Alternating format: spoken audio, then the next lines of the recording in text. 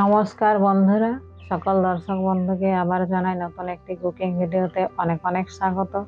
আশা করি সকল দর্শক বন্ধুরা খুব ভালো আছেন।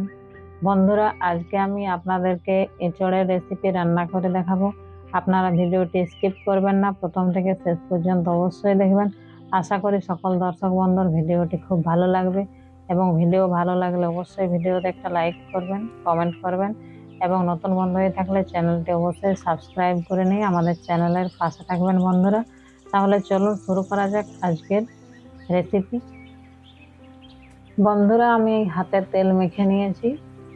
এরপরে আমি এঁচড়কে ভালো করে কেটে নিচ্ছি ছোট ছোট পিস করে। মাঝের অংশটা ফেলে দিচ্ছি বন্ধুরা।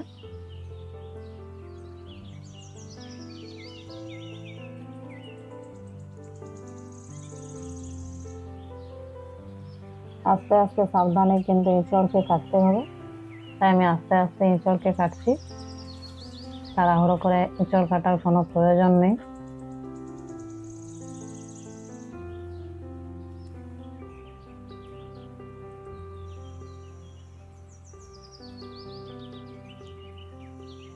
হাতে তেল নিয়ে নিলে কাঁঠালের আঠা কিন্তু হাতে লাগে না।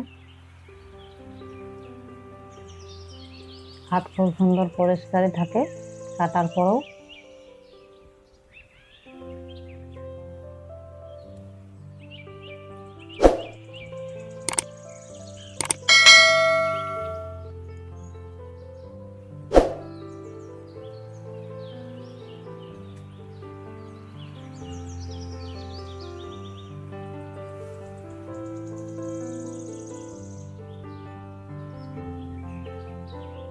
বন্ধুরা, এই বছরের প্রথম আজকে কিন্তু আমরাও বাড়িতে এঁচড় রান্না করছি।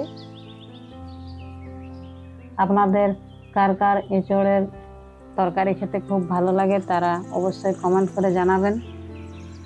আমার তো এঁচড় খুবই প্রিয় একটি সবজি। আমি এঁচড় খেতে নিজেও খুব ভালোবাসি।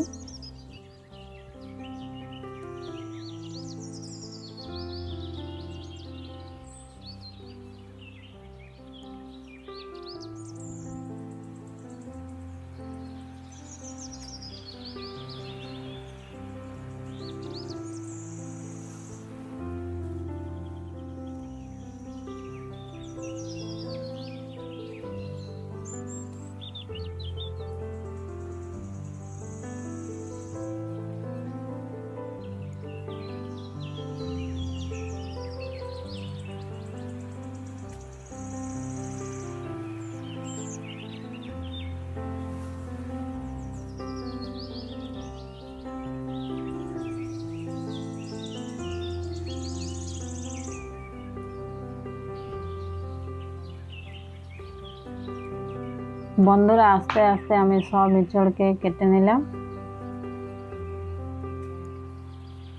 এঁচড় কাটা আমার হয়ে গেল। এরপরে আমি কেটে নিচ্ছি পেঁয়াজ। পেঁয়াজকে এখানে আমি কুচি কুচি কাটছি না, একটু বড় বড় করে কাটছি।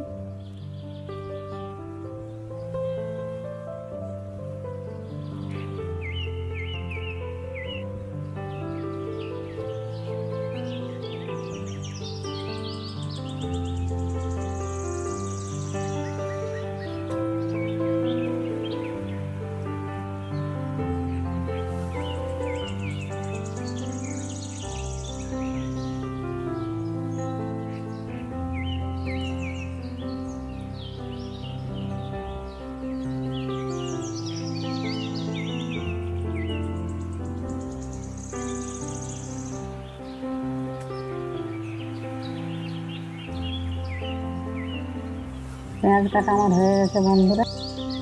এরপরে আমি এঁচড়ের সঙ্গে মেশানোর জন্য আলুকে ছুলে নিচ্ছি।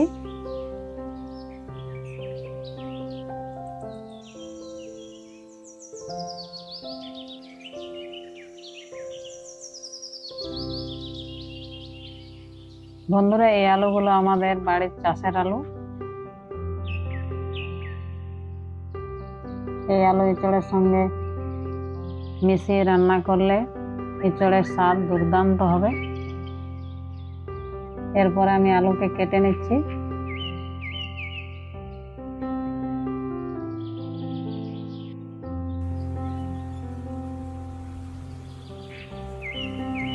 আলু কাটা হয়ে গেছে বন্ধুরা। এরপরে আমি আলু ও এঁচড়কে ভালো করে ধুয়ে নেব।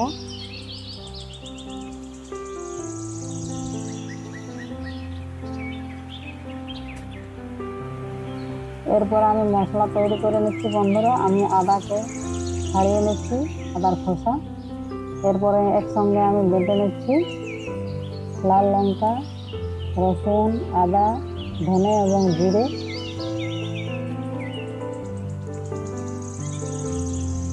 খুব সুন্দর মিহি করে প্রথমে আমি বেটে নেব মশলাকে।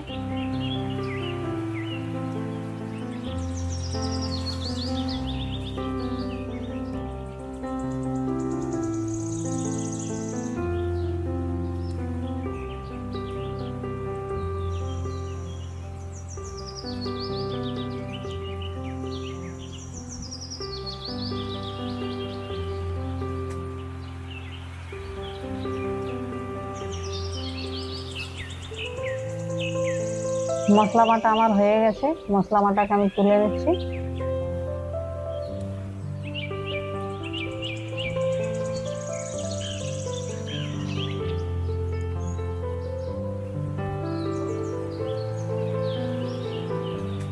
বন্ধুরা এরপরে আমি আলু ও এঁচড়কে জল থেকে ছেঁকে নিচ্ছি এবং তুলে রাখছি একটি বাটিতে। এরপর আমি কড়াইয়ের মধ্যে দিয়ে দিচ্ছি সরষের তেল, দিয়ে দিচ্ছি 2 টুকরো শুকনো লঙ্কা, দিয়ে দিচ্ছি সামান্য গোটা জিরে ফোড়নে এবং দিয়ে দিচ্ছি একটি তেজপাতা টুকরো করে। বন্ধুরা ফোড়ন থেকে খুব সুন্দর গন্ধ বের হয়েছে। এই সময় আমি কিন্তু তেলের মধ্যে দিয়ে দিচ্ছি কেটে রাখা পেঁয়াজ। পেঁয়াজকে ভালো করে হালকা লাল লাল করে ভেজে নেব। এই যে দেখুন বন্ধুরা, পেঁয়াজের রং খুব সুন্দর লাল লাল হয়েছে। এই সময় কিন্তু আমি বেটে রাখা মশলা দিয়ে দিলাম। দিয়ে দিচ্ছি পরিমাণ মতো হলুদ গুঁড়ো। হলুদ গুঁড়োকে ভালো করে মশলার সঙ্গে মিশিয়ে মশলাকে প্রথমে ভালো করে ভেজে নেব। এই যে দেখুন বন্ধুরা, মশলা খুব সুন্দর ভাজা হয়েছে। এই সময় কিন্তু দিয়ে দিতে হবে আলু এবং এঁচড়কে। আলু এবং এঁচড়কে ভালো করে মশলার সঙ্গে ভেজে নিতে হবে এবং একটু ভাজা ভাজা হয়ে গেলে তখন দিয়ে দিতে হবে পরিমাণ মতো জল, যাতে আলু এবং এঁচড় খুব সুন্দরভাবে সিদ্ধ হয়। বন্ধুরা আমি এখানে পরিমাণ মতো জল দিয়ে দিয়েছি। এরপরে আমি কিন্তু ঢাকনা দিয়ে ঢেকে দেব। কিছুক্ষণ পরে ঢাকনা তুলে নিচ্ছি। বন্ধুরা এই যে দেখুন, এঁচড় খুব সুন্দর সিদ্ধ হয়েছে এবং আলুও খুব সুন্দর সিদ্ধ হয়ে গেছে। এরপরে আমি উপর থেকে ছড়িয়ে দিচ্ছি গরম মশলার গুঁড়ো এবং ভালো করে গরম মশলাকে এঁচড় এবং আলুর সঙ্গে মিশিয়ে নিয়ে নামিয়ে নিলাম। বন্ধুরা আমার এঁচড়ের রেসিপি আপনাদের কেমন লাগলো তা জানাতে অবশ্যই ভিডিওতে একটা লাইক করবেন, কমেন্ট করবেন এবং নতুন বন্ধু হয়ে থাকলে চ্যানেলটি অবশ্যই সাবস্ক্রাইব করে নেবেন। খুব শীঘ্রই আপনাদের সঙ্গে আবারও দেখা হচ্ছে নতুন একটি ভিডিওতে। ততক্ষণে সকলে খুব ভালো থাকুন, সুস্থ থাকুন। নমস্কার।